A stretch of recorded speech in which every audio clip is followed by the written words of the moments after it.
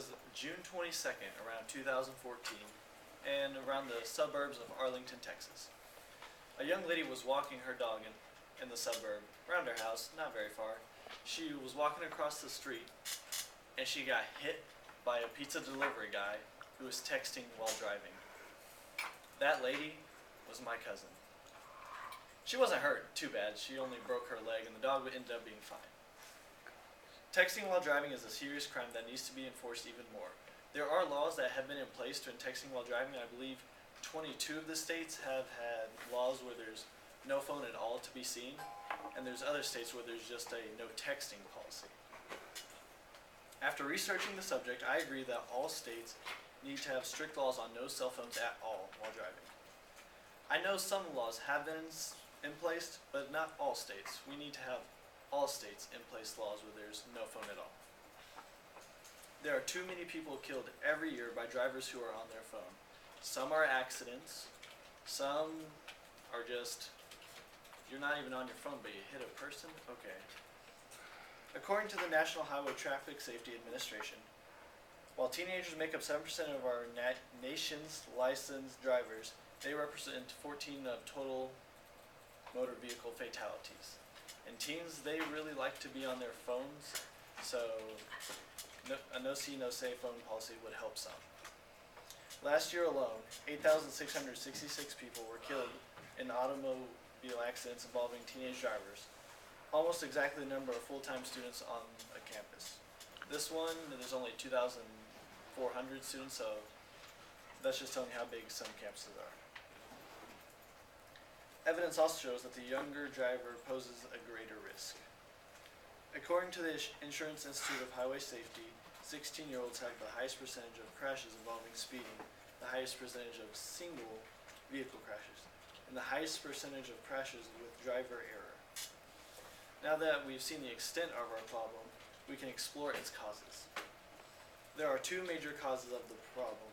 One of them is the phone being in the car.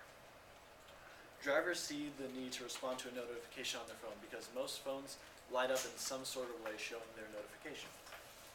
Of course, responding isn't the only cause.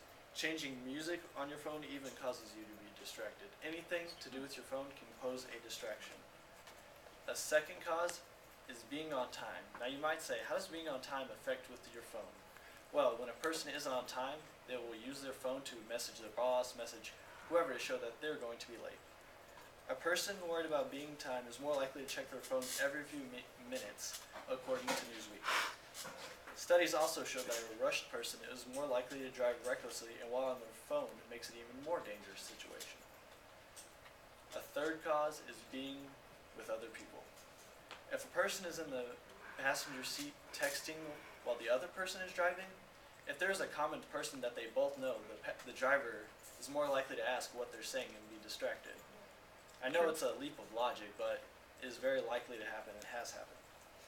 Studies also show that just by having another person in the car raises the percentage of crashing by 33%. The extent of the problem is clear, so too are its major causes and what steps we can take to help bring out the solution. There are two major steps we can take to solve the problem.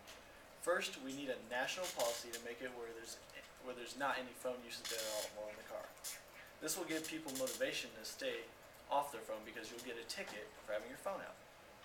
It will also help people get more mature because they will actually accomplish what they need to do before they get in the car and after the car. This plan might sound inconvenient, but it is a necessary step. People need to work harder or smarter to get prepared so they don't have to worry about messaging somebody about being late. What's truly as harsh is getting into a wreck while texting your boss while being late. If you come out of the wreck unscathed, you would be even more late, which is kind of ironic, texting your boss that you're going to be late. This year alone, several thousand drivers will die from texting while driving or using their phone while driving. There is no way to solve all the problems we encounter on the road, but we can do something to help save people's lives.